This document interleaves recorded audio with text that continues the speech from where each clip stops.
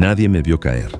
Eso fue lo primero que pensé cuando el tablón cedió bajo mis pies y el mundo giró de golpe, y el suelo del granero me golpeó con una fuerza que apagó el aire de mis pulmones de un solo golpe. Me quedé tendido entre la paja vieja y el olor a madera húmeda, mirando las vigas del techo como si fueran el cielo. No podía moverme, no podía gritar, y nadie, absolutamente nadie, iba a venir a buscarme. Era el dueño del rancho Halcón, Caleb Harrington. Y en ese momento no era más que un hombre tirado en el suelo con la pierna derecha doblada en un ángulo que me quemaba por dentro. Tenía 42 años, un rancho de 4,000 acres, 15 empleados que me temían más de lo que me respetaban, y ni un solo alma en este mundo que supiera dónde estaba yo en ese momento. Había subido al granero solo, como siempre hacía todo. Porque así era yo. Caleb Harrington no pedía ayuda. Caleb Harrington no necesitaba a nadie. Eso creía yo hasta esa tarde de octubre de 1994, cuando escuché pasos en la tierra suelta afuera y una voz de mujer dijo, casi para sí misma, «Qué raro, la puerta está abierta». Ella entró despacio, no como alguien que entra con confianza, sino como alguien que entra con cuidado, con respeto hacia el espacio ajeno. La vi desde el suelo antes de que ella me viera a mí. Era joven. Tendría unos 24 años, quizás menos. Llevaba una falda de algodón azul marino hasta las rodillas, una blusa blanca sencilla y botas de campo que ya habían visto mejores días. El cabello oscuro lo traía recogido con un listón celeste y cargaba una canasta en el brazo como si fuera a recoger huevos. No era una de mis empleadas, nunca la había visto en el rancho. Cuando sus ojos se ajustaron a la penumbra del granero y me encontró tirado entre la paja, se le cayó la canasta al suelo y el sonido fue lo más parecido a una alarma que tuve en ese momento. «Dios mío», dijo, y ya corría hacia mí. Yo intenté decirle que no se acercara, que llamara a alguien, que fuera a la casa principal y avisara a Pedro, mi capataz. Pero lo que salió de mi boca fue algo entre un gruñido y un nombre que no tenía sentido, porque el dolor me estaba ganando la cabeza. Ella se arrodilló en la paja a mi lado sin dudarlo. Puso la mano en mi hombro con una firmeza que no esperaba de alguien tan liviano. «No se mueva», me dijo. «Dígame dónde le duele». Tenía los ojos café claro, casi miel, con una expresión que no era lástima, sino algo más serio, más concentrado. Como si yo fuera un problema que ella podía resolver si se lo ponía. «La pierna», logré decir. «La derecha». Ella miró sin tocármela, evaluando. Luego miró hacia la puerta, calculó algo en silencio y me dijo, «Voy a traer ayuda, pero primero necesito que se quede quieto y me diga si respira bien». Respiraba. Mal, pero respiraba. «Bien», dijo como si yo le hubiera dado exactamente la respuesta que necesitaba, y salió corriendo. Me quedé solo de nuevo. Pero esta vez, por alguna razón que no supe explicarme en ese momento, no me sentí solo de la misma manera. Ella volvió con Pedro y con Tomás, dos de mis hombres más fuertes, antes de que yo terminara de maldecir el tablón roto que me había jugado esa broma. No sé qué les dijo ni cómo convenció a Pedro de que viniera corriendo, porque Pedro no corría por nada ni por nadie. Pero ahí estaban los dos, y ella detrás, diciéndoles con calma cómo debían agarrarme para no empeorar la pierna.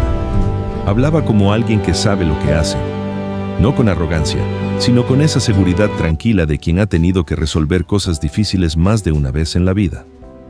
Me sacaron del granero entre los tres. Yo pesaba como un toro y no era fácil de mover, pero ella dirigió todo sin alzar la voz.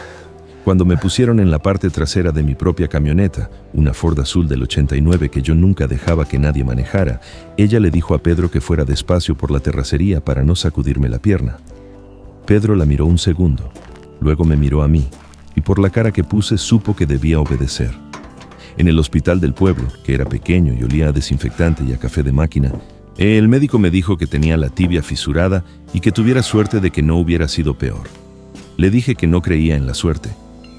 Me miró por encima de los lentes y no dijo nada más. Ella esperó afuera.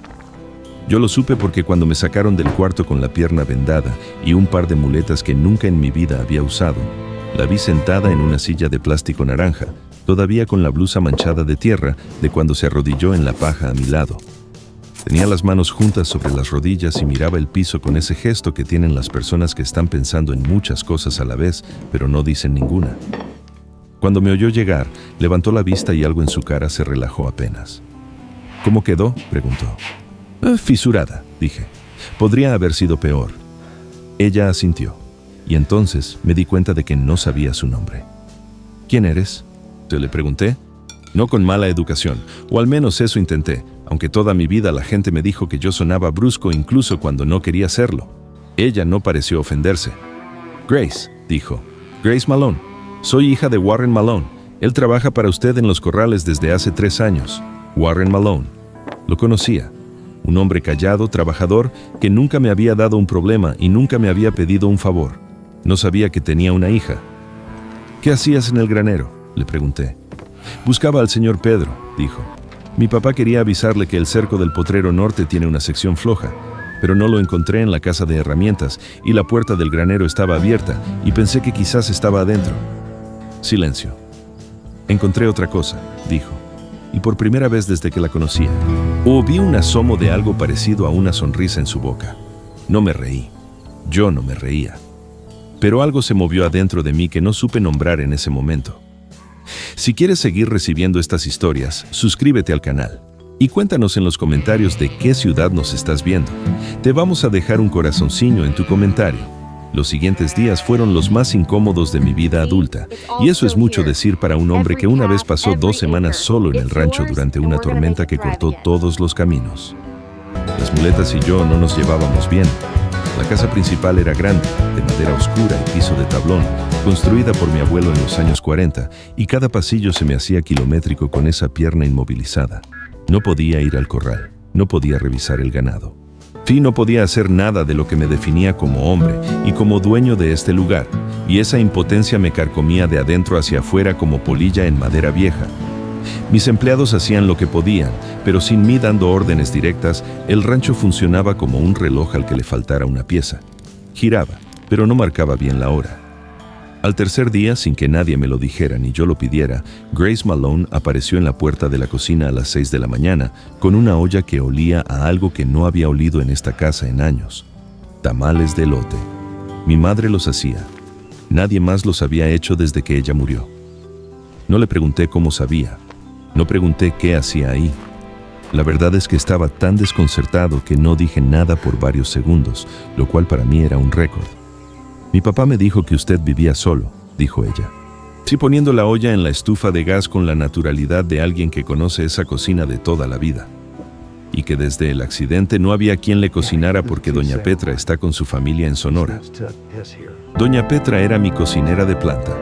Se había ido una semana antes del accidente y no volvía hasta el mes que entraba. No necesito que me cocinen, dije. Lo sé, dijo Grace sin mirarme, pero yo quiero hacerlo. Y eso fue todo. No hubo más argumento porque ella no me dejó espacio para darlo. Puso los tamales en el plato, me sirvió café negro como yo siempre lo tomaba, y se sentó al otro lado de la mesa a pelar ejotes para la comida, como si llevara años haciendo eso en esa silla. Yo la observé más de lo que me gustaba admitir. Tenía manos de mujer que trabaja, no suaves ni delicadas, pero bonitas de esa manera que tienen las cosas reales. Se movía por la cocina sin desperdicio de movimientos, sabía dónde estaban las cosas sin preguntar, y cuando hablaba lo hacía con precisión, sin palabras de más. Era diferente a las mujeres que yo había conocido en mi vida, que eran pocas y que siempre parecían esperar algo de mí. Grace Malone no parecía esperar nada. Hacía lo que hacía porque quería hacerlo, y punto. Eso me perturbó más que cualquier otra cosa que me hubiera pasado en esa semana. Más que la caída, más que la pierna, más que depender de las muletas. Porque yo, Caleb Harrington, llevaba 20 años siendo perfectamente autosuficiente y de repente había una mujer en mi cocina que me servía café sin pedirme permiso y yo no encontraba en mí mismo ningún deseo de decirle que se fuera. Eso era nuevo. Sí, y yo no sabía qué hacer con cosas nuevas. Pasó una semana, luego otra. Grace venía todas las mañanas y a veces se quedaba hasta media tarde. No hablábamos mucho al principio. Yo no era hombre de conversación y ella parecía entenderlo sin que yo tuviera que explicarlo, lo cual ya era en sí mismo algo extraordinario. Pero poco a poco, mientras la pierna mejoraba y yo podía sentarme en la baranda con un café a ver el pasto, empezamos a hablar. De cosas pequeñas al principio, del tiempo, del ganado, del cerco del Potrero Norte que al final Pedro había arreglado, y luego de cosas menos pequeñas. Ella me contó que había estudiado 2 años de enfermería en la ciudad antes de que su madre enfermara y tuviera que volver al rancho a cuidarla. que su madre había muerto el año anterior y que desde entonces vivía con su padre en la cabaña que él tenía al fondo de los corrales, que extrañaba la ciudad a veces, pero que el campo le había ganado el corazón de una manera que no sabía explicar del todo. Yo la escuché. No interrumpí. No di consejos que no me pedían. Solo escuché. Que yo recuerde, era la primera vez en muchos años que hacía eso de verdad con alguien. Un día, a las 3 semanas del accidente, bajé al corral por primera vez desde la caída. La pierna ya aguantaba peso con cuidado y yo no aguantaba más estar encerrado. Grace estaba ahí, ayudando a su padre con unos terneros recién nacidos. Llevaba jeans y una camisa a cuadros rojos, el cabello en una trenza y tenía tierra hasta los codos. Cuando me vio llegar con las muletas, se le iluminó la cara de una manera que me detuvo en seco. No era una sonrisa calculada ni una expresión de cortesía. Era alegría genuina, de esa que no se puede fingir porque sale antes de que uno tenga tiempo de decidir si mostrarla o no. Ya era hora, me dijo. Y algo en esas 3 palabras me llegó a un lugar que yo creía que llevaba años cerrado con candado. Me acerqué al corral y me apoyé en la cerca. Warren Malone me saludó con un movimiento de cabeza respetuoso y siguió con los terneros. Grace se quedó a mi lado y me fue contando, sin que yo preguntara, cómo habían pasado los últimos días en el rancho. ¿Qué había dicho Pedro sobre el ganado? ¿Cuál yegua había parido? ¿Qué problema había con la bomba de agua del Potrero Sur? Me lo decía como si yo tuviera derecho a saberlo, como si fuera natural que yo lo supiera. Y yo me di cuenta de que en esas semanas, sin que nadie se lo pidiera, ella había estado poniendo atención a todo lo que me importaba porque sabía que me importaba. No para impresionarme, solo porque sí. Esa noche, sentado en la baranda con el último café del día y la oscuridad del campo extendiéndose más allá de donde alcanzaba la luz de la lámpara amarilla, pensé en Grace Malone con una honestidad que me costó. Pensé en cómo entraba a mi cocina sin pedir permiso y sin embargo nunca se sentía como una invasión. En cómo me miraba cuando yo hablaba, con esa atención completa que hace que uno sienta que lo que dice vale la pena ser dicho. En cómo se había arrodillado en la paja de ese granero sin pensarlo 2 veces para ver si yo respiraba bien. Había mujeres en el pueblo que me habían buscado a lo largo de los años, mujeres con mucho más que ofrecer en lo material, mujeres que sabían cómo moverse en un salón y cómo hablar en una cena. Y ninguna de ellas me había hecho sentir lo que me hacía sentir Grace Malone parada junto a una cerca del corral, con tierra hasta los codos, contándome que la bomba de agua del Potrero Sur necesitaba revisión. Me pregunté qué significaba eso, y tuve miedo de la respuesta, porque yo no sabía amar. O eso me había dicho a mí mismo por 20 años, y es muy difícil abandonar la historia que uno se ha contado tanto tiempo sobre sí mismo. El domingo siguiente hubo misa en el pueblo. Yo no iba a misa desde el funeral de mi madre. Pero ese domingo me encontré vistiéndome con una camisa limpia y buscando las llaves de la camioneta antes de que tuviera tiempo de pensar demasiado en lo que estaba haciendo. La iglesia era blanca, pequeña, con un jardín de bugambilias moradas en la entrada que mi madre siempre había dicho que eran lo más bonito del pueblo. Vi a Grace entrar con su padre desde el estacionamiento de tierra. Llevaba un vestido color crema con flores pequeñas, el cabello suelto por primera vez desde que la conocía y unos aretes sencillos de plata que brillaban con el sol de la mañana. Se veía distinta, no diferente a ella misma, sino más ella misma todavía, si eso tiene sentido.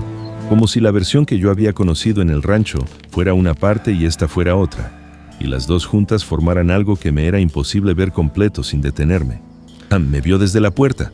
Se le abrieron los ojos un segundo, apenas, y luego sonrió. No la sonrisa contenida de todos los días, una sonrisa real, amplia, de las que no cuestan trabajo. Me acerqué. No sabía que venías a misa, me dijo. Yo tampoco, dije. Y era verdad.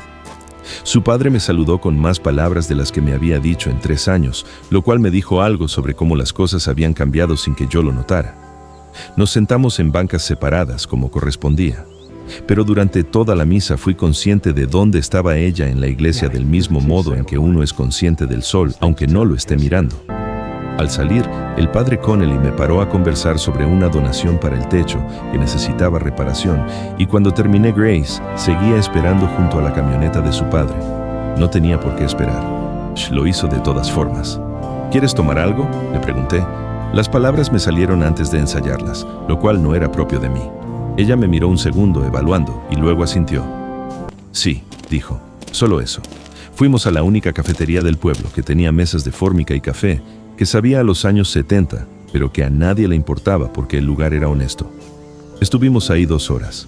Hablamos de su madre, de la mía, de cómo es crecer en un rancho sin elegirlo y terminarlo amando de todas formas.